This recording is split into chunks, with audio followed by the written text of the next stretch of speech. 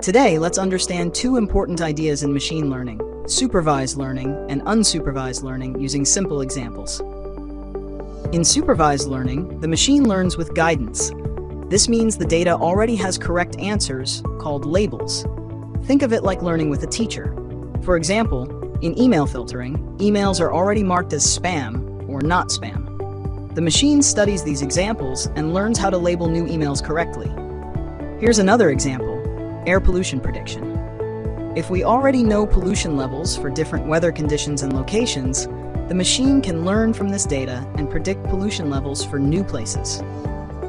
Now let's talk about unsupervised learning. Here, the machine does not get any labels. No one tells it the right answer. It looks at the data and finds patterns on its own. For example, if we have thousands of emails without labels, the machine can group similar emails together by topic. This is how news apps group similar articles, or how social networks discover communities of people.